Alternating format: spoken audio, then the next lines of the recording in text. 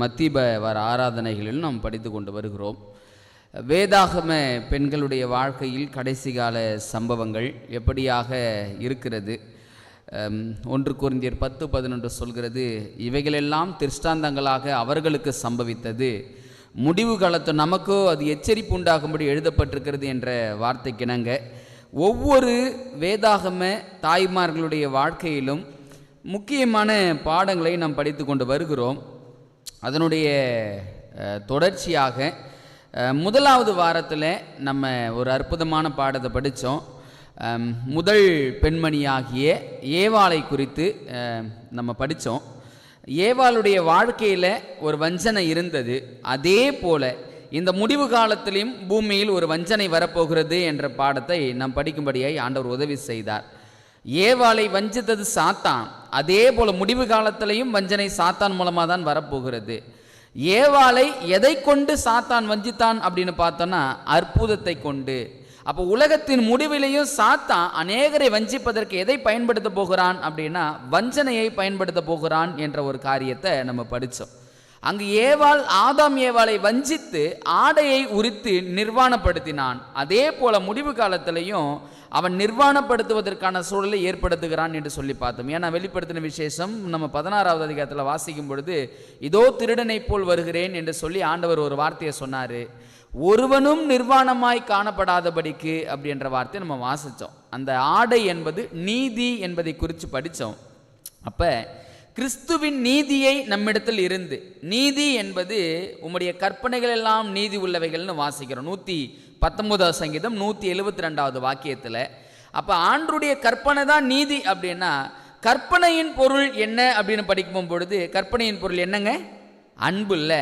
அப்போ சாத்தான் இந்த முடிவு காலத்தில் நம்ம கிட்ட இருந்து எதை நீக்கிறான் அப்படின்னா அன்பை நீக்கிறான். அன்பு நம்மிடத்தில் இல்லாதபடி அவன் வஞ்சனையின் மூலமாக அற்புதங்களின் மூலமாக அதை நீக்கி போடுகிறான் என்ற காரியத்தை முதல் பாடமாக படித்தோம். கடந்த வாரத்தில் ஆபிரகாமுடைய மனைவியாகிய சாராளுடைய வாழ்க்கையிலும் இருந்தும் ஆகாருடைய வாழ்க்கையிலும் இருந்தும் இரண்டாவது ஒரு பாடத்தை படித்தோம். அந்த இரண்டாவது பாடம், ஆகார் சாராள் முதலாவது தேவனுடைய வாக்குத்தத்தத்தை நம்பாமல் இருந்தாங்க, பிற்பாடு அவங்க நம்பினாங்க.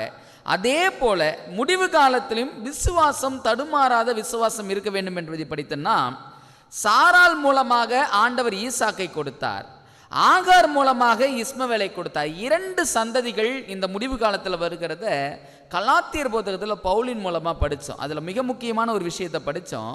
மாம்சத்தின்படி பிறந்தவன் ஆவியின்படி பிறந்தவன் என்ன செய்வான்னு படித்தோம், துன்பப்படுத்துவான் அப்படின்னு படித்தோம். அப்போ முடிவு காலத்தில் யார் யாரை துன்பப்படுத்த போகிறாங்க, துன்பம் யார் மூலமாய் வரப்போகிறது என்ற சத்தியத்தை கடந்த வாரத்தில் படித்தங்க.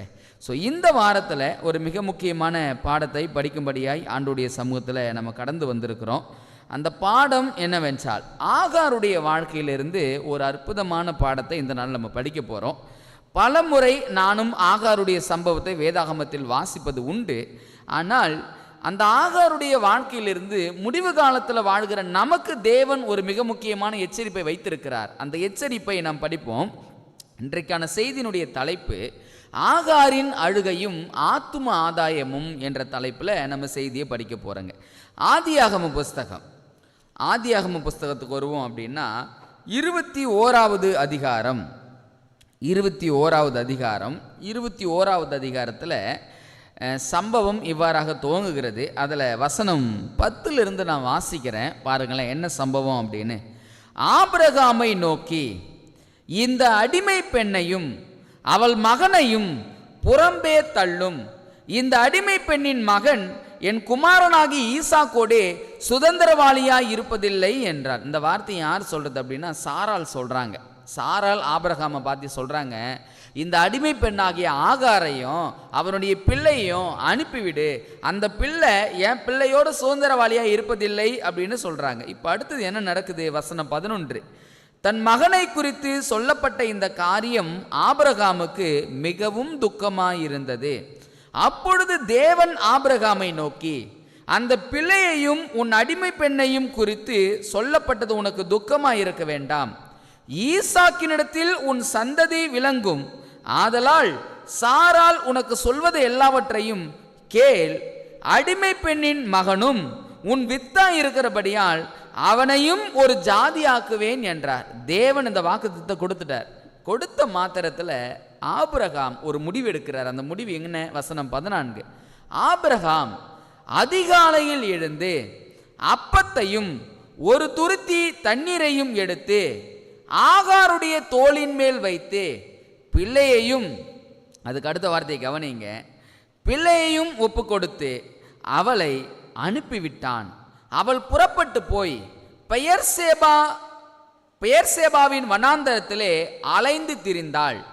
துருத்தியில் இருந்த தண்ணீர் செலவழிந்த பின்பு அவள் பிள்ளையை ஒரு செடியின் கீழே விட்டு, பிள்ளை சாகிறதை நான் பார்க்க மாட்டேன் என்று எதிராக அம்பு பாயும் தூரத்திலே போய் உட்கார்ந்து சத்தமிட்டு அழுதாள்.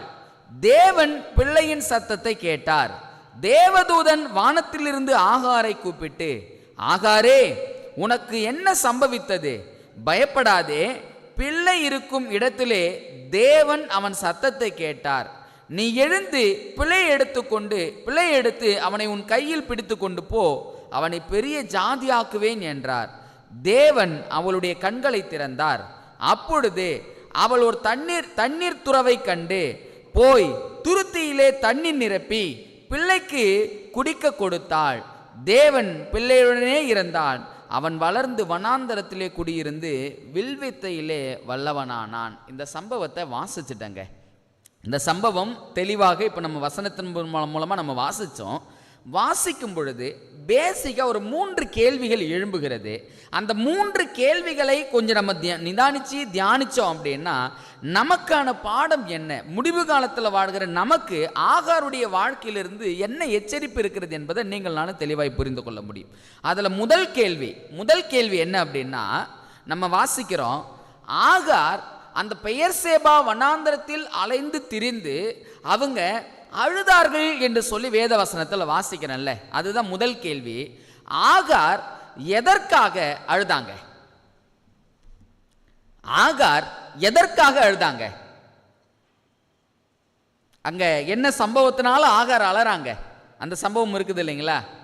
எதுக்காக அலறாங்க? ஒன்று, பிள்ளைக்காக அலறாங்க. சரி, பிள்ளைக்காக அழ வேண்டியது வீட்டிலிருந்து கிளம்பி வரும்போதே அழுதிருக்க வேண்டியதுதான் ஆபிரகாம் கிட்ட. ஆனா அங்க அழுற, இங்க வேதவசனம் என்ன பதிவு செய்யுது அப்படின்னா, பெயர்சேபாவின் வனாந்தரத்துல வந்து அழுதாங்க அப்படின்னு சொல்லி பார்க்கறோம்ல. பிள்ளைக்காக ஏன் அழுதாங்க? அங்க ஒரு தேவை இருக்குது. என்ன தேவை? தண்ணீர். ஏன்னா ஆபிரகாம் அங்கு ஆகாரை அனுப்பிவிடும் பொழுது ஒரு துருத்தியில தண்ணீரை வைத்து அவளுடைய தோல்ல வச்சு என்ன பண்ணாரு? அனுப்பிவிட்டார். பிள்ளையை எடுத்துக்கிட்டு இந்த தாயாரும் வந்துட்டாங்க. வனாந்தரத்தில் அலைந்து திரிகிறாங்க. திரியும் பொழுது எது செலவழிந்து போயிடுச்சு அப்படின்னா, தண்ணீர் செலவழிந்து போயிடுச்சு. இப்ப தண்ணீர் இல்லாதபடியினால பிள்ளைக்கும் தாகம், தனக்கும் தாகம். நான் கூட ஏதாவது கொஞ்ச நேரம் தாங்கிக்குவேன். ஆனா பிள்ளை தாகத்துக்கு தவிக்கிறத அந்த தாயால என்ன பண்ண முடியல? பார்க்க முடியல. அதனால என்ன செய்திருக்கிறாங்கன்னு பாருங்க. இந்த பிள்ளைய கொண்டு போய் அம்பு பாய்கிற தூரத்துல போய் ஒரு செடியின் கீழே விட்டுட்டு இவங்க அந்த அம்பு பாய தூரத்துக்கு வந்துட்டாங்க. வந்து அலறாங்க. எதற்காக அலறாங்க அப்படின்னா, தண்ணீர் இல்லை, தண்ணீருக்காக அலறாங்க. ஒருவேளை தண்ணீர் இருந்துச்சு அப்படின்னா என் பிள்ளைக்கு நான் தண்ணீரை கொடுத்து எப்படியாவது என் பிள்ளையை காப்பாற்றுவனே, ஆனா என் பிள்ளை தண்ணீர் இல்லாம தவிக்குதே அப்படின்னு சொல்லி இந்த தாயாருடைய உள்ளம் அங்க வருத்தப்படுகிறத நீங்கள் நானும் வாசிக்க முடியுது. தொடர்ந்து வாசிக்கிறோம். ஆண்டவர் ஆகாருடைய அழுகுரலை கேட்டார் என்று சொல்லி பார்க்கிறோம். ஆண்டவர் சொன்னாரு, நீ கவலைப்படாத, உன் பிள்ளையும் ஒரு ஜாதியாக்குவேன்னு சொல்லிட்டு அங்கே ஒரு சம்பவம் நடக்குது. என்ன சம்பவம் அப்படின்னா, வசனம் 19 வாசிக்கிறேன். தேவன் அவளுடைய கண்களை திறந்தார்.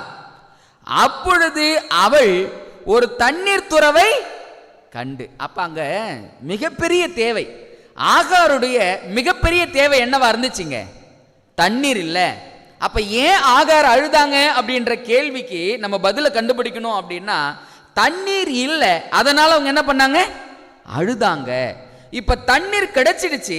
தண்ணீரை குடித்து தானும் தன் பிள்ளையும் அந்த விடத்துக்கு கடந்து போனார்கள் என்று சொல்லி பார்க்கிறோம். ஆண்டவர் சொன்னாரு, நான் இஸ்மவேலையும் ஒரு ஜாதியாக்குவேன்னு சொன்னாரு. அதே போல வேத வசனம் சொல்லுது, வசனம் 20, தேவன் பிள்ளையுடனே இருந்தார், அவன் வளர்ந்து வனாந்தரத்திலே குடியிருந்து வில்வித்தையிலே வல்லவன் ஆனான். அப்ப ஆண்டவர் என்ன சொன்னாரோ அதை அப்படியே நிறைவேற்றினார். இந்த சம்பவத்தை நான் வாசித்து முடித்து விட்டேன். முடிச்சிட்டு, ஆண்டவரே, முடிவு காலத்தில் எங்களுக்கு என்ன இதில் பாடம் இருக்குது, தேவை என்ன என்பதை நாங்கள் புரிஞ்சுக்கிட்டோம். ஆகாருக்கு ஒரு தேவை இருந்துச்சு. அந்த தேவை என்ன அப்படின்னா தண்ணீர். அந்த தண்ணீர் இருந்துச்சு அப்படின்னா அவர்கள் ஜீவன் காப்பாற்றப்பட்டது அப்படின்னு சொல்லி பார்க்குறோம். தண்ணீர் இல்லாமல் போனபடியினால தான் பிள்ளைக்காக அந்த தாயார் அழுதார்கள் என்றும், வனாந்தரத்திலே தண்ணீர் இல்லாதபடியினாலே அவர்கள் தவித்தார்கள் என்று சொல்லியும் நம்ம பார்க்குறோம். இங்கே 2 விதமான பாடங்களை பரலோகத்தின் ஆண்டவர் இந்த முடிவு காலத்தை நம்ம கொடுக்கிறார். அந்த பாடம் என்ன அப்படின்னா, லேசான அந்த பாடத்தை படிச்சுக்கிட்டே இருந்தேன். ஆண்டவர் ஒரு சற்று காரியங்கள் நினைவுக்கு கொண்டு வந்தார். அந்த நினைவுக்கு வந்த காரியம் என்ன அப்படின்னா, அங்கே ஆகாருடைய பெரிய தேவை தண்ணீர். தண்ணீர் கிடைச்சிடுச்சு அப்படின்னா ஜீவன் காப்பாற்றப்பட்டுடும். தண்ணீர் தான் அங்கே இருந்த மிகப்பெரிய தேவைன்னு சொல்றியப்பா, நீ படிக்கிறியப்பா. தண்ணீர் என்பது வேதாகமத்தில் எதை குறிக்கும் அப்படின்னு சொல்லி ஆண்டவர் ஒரு விஷயத்தை நினைவு கொண்டு வந்தாருங்க. நீங்கள் சொல்லுங்க, தண்ணீர் என்பது வேதாகமத்தில் எதங்க குறிக்கும்? யாரங்க குறிக்கும்? ஜனக்கூட்டம் இல்லை. இன்னும் ஒரு படி போய் நம்ம பார்ப்போம் அப்படின்னா, தண்ணீர் மற்றொரு காரியத்துக்கும் அடையாளமா இருக்கும். என்ன அப்படின்னா, எண்ணெய் பரிசுத்த ஆவியானவருக்கு அடையாளமா இருப்பது போல வேதாகமத்தில் சில இடங்கள் தண்ணீரும் பரிசுத்த ஆவியானவருக்கு இணையாக பேசப்பட்ட வசனங்களும் உண்டு. அப்ப நீங்க ரொம்ப கவனமா கவனிங்க. ஆகாருடைய பெரிய தேவை தண்ணீர். அந்த தண்ணீருக்காக ஆகார் அழுதாள் என்று சொல்லி பார்க்கிறோம். அந்த அழுகுரலை ஆண்டவர் பார்த்தாரு. பார்த்து அந்த தண்ணீருக்கான தேவையை ஆகாருக்கு ஆண்டவர் சந்திச்சார். அப்படின்னா ஆண்டவர் இறுதியாய் கேட்ட ஒரே ஒரு கேள்வி என்கிட்ட, பா, உனக்கு தண்ணீர் தேவை இருக்குதா? நீயும் தாகத்தோடு இருக்கிறியா? உன் தாகம் உன்னை நெருக்குகிற பொழுது தண்ணீருக்காக நீ கடைசியை அழுதது எப்பொழுது?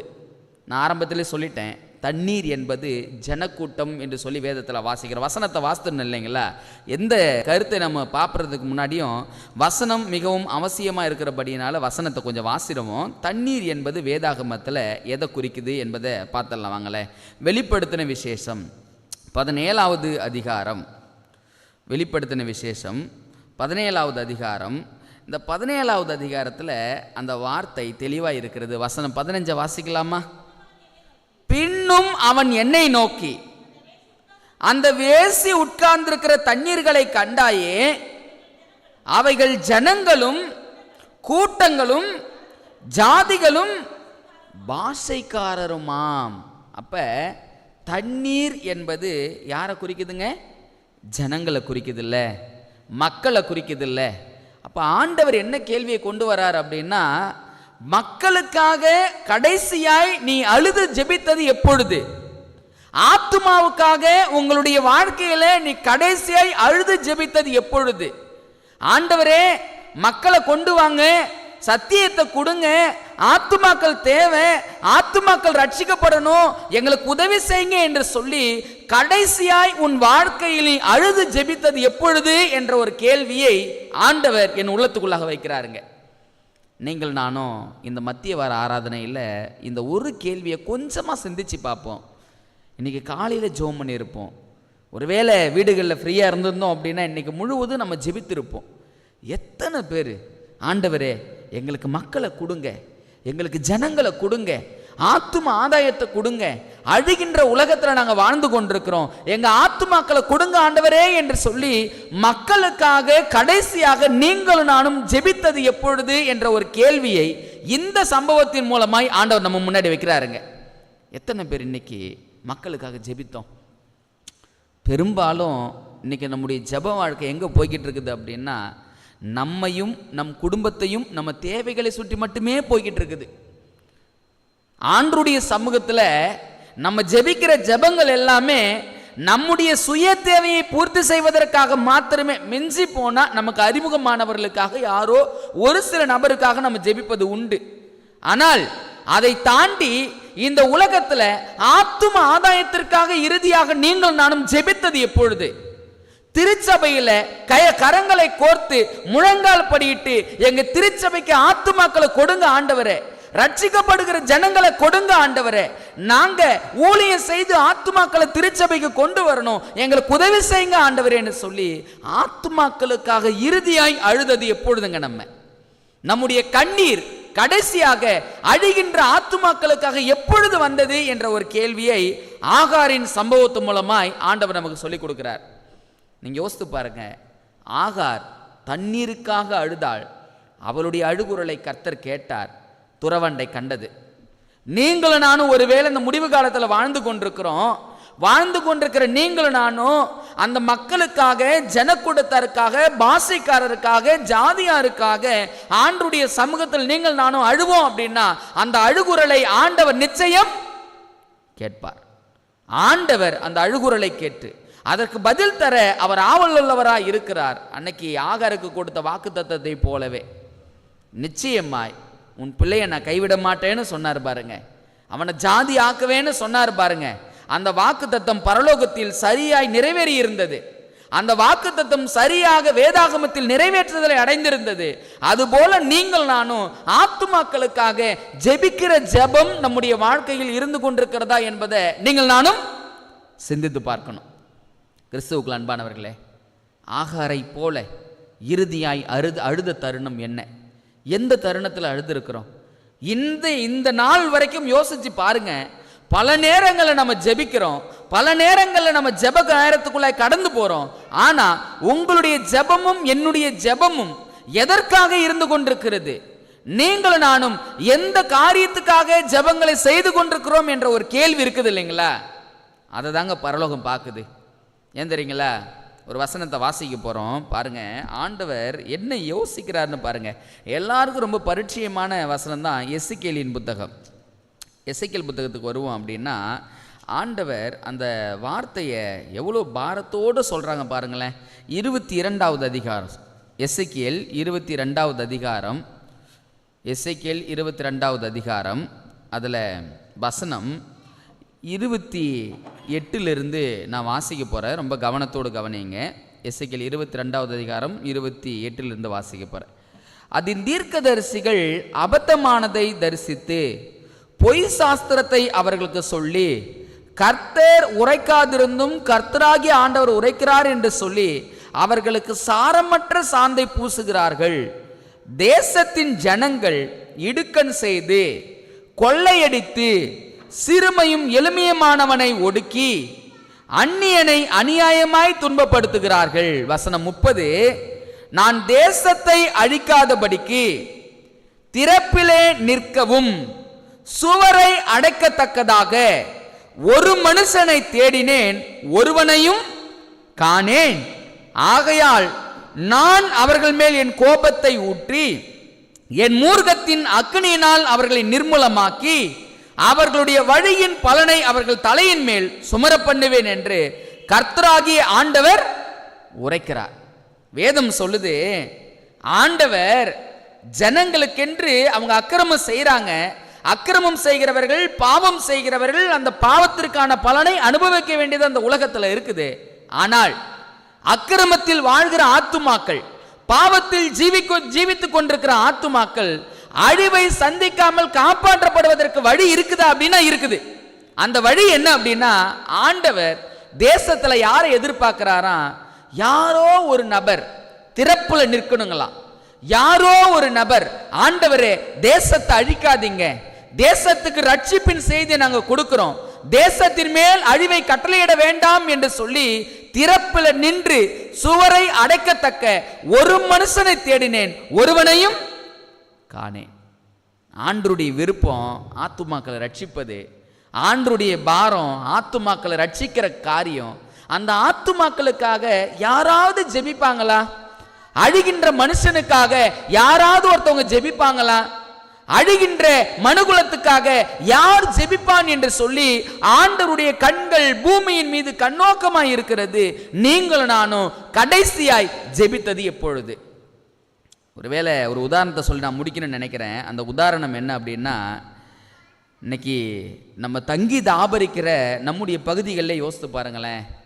யாரோ ஒரு நபர் பாவத்துக்கு அடிமையாய்ப்பட்டு இந்த உலகம் வெறுக்கலாம், ஊர் வெறுக்கலாம், சுற்றுப்புறத்தாரெல்லாம் அந்த மனுஷனை பார்த்த உடனே இவெல்லாம் மாறவே மாட்டான்டா, இவெல்லாம் தேரவே மாட்டான்டா அப்படின்னு சொல்லக்கூடிய ஒரு சூழ்நிலைக்குள்ளாக மனிதர்கள் இருக்கலாம். அப்படிப்பட்ட மனிதர்களும் அழிவை சந்திக்க கூடாது என்று விருப்பதுதான் ஆண்டவருடைய மனசு. அப்படிப்பட்ட காரியத்தையும் தேவன் நினைக்கக்கூடியவராய் இருக்கிறார் என்பதை நீங்கள் நானும் புரிந்து கொள்ள வேண்டியதாக இருக்கிறது. அந்த மனுஷனுக்காக யார் ஜெபிக்கிறாங்க? அந்த ஆத்மாவும் அழிவை சந்திக்க கூடாது என்று சொல்லி யார் ஜெபிக்கிறார்கள் என்று சொல்லி பரலோகம் இந்த முடிவு காலங்களில் பாரப்பட்டு கொண்டிருக்கிறதுங்க. கிறிஸ்துவுக்குள் அன்பானவர்களே, நான் எப்பொழுதுமே ஒரு காரியத்தை திருச்சபையில் நினைவுபடுத்திக்கிட்டே இருப்பேன்.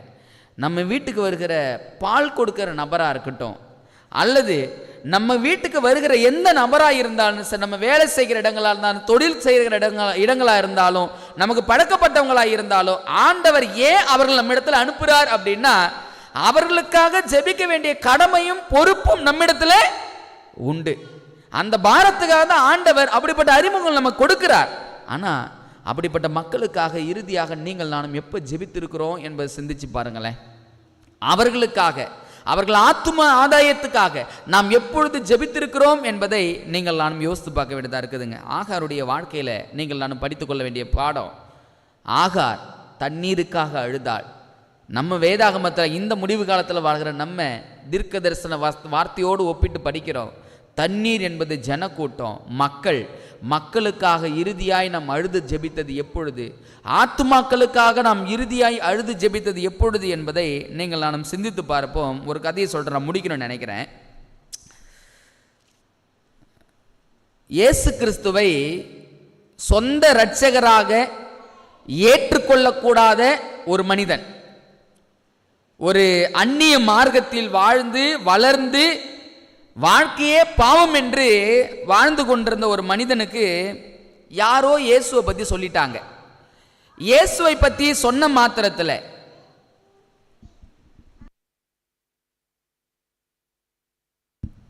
இயேசுவை புரிந்து கொண்ட மாத்திரத்தில், இயேசுவை அறிந்து கொண்ட மாத்திரத்தில் ஒரு மிக முக்கியமான காரியத்தை அவர் வாழ்க்கையில் செய்தாருங்களா. என்ன அப்படின்னா, அவர் இயேசுவை அறிந்து கொண்ட நாள் முதல், அவர் இயேசுவை புரிந்து கொண்ட நாள் முதல் அவருக்குள்ள பல மாற்றம் வந்துச்சுங்களாம். அந்த பல மாற்றம் வந்தவர், அவர் செய்து வந்த பல தவறான தொழில் வகைகளை விட்டுட்டு என்ன செய்த ஆரம்பிச்சார்னா, அவங்க வீட்டு பக்கத்தில் கடலை தோட்டம் நிறைய இருக்குதுங்களாம், வேர்க்கடலை வைக்கிற வியாபாரத்தை தொடங்கினாருங்களாம். வேர்க்கடலை வியாபாரத்தை தொடங்கும் பொழுது அவர் ஒவ்வொரு நாளும் அந்த வியாபாரத்துக்காக போய் அந்த தெருமுனையில் நிற்பாருங்களாம்.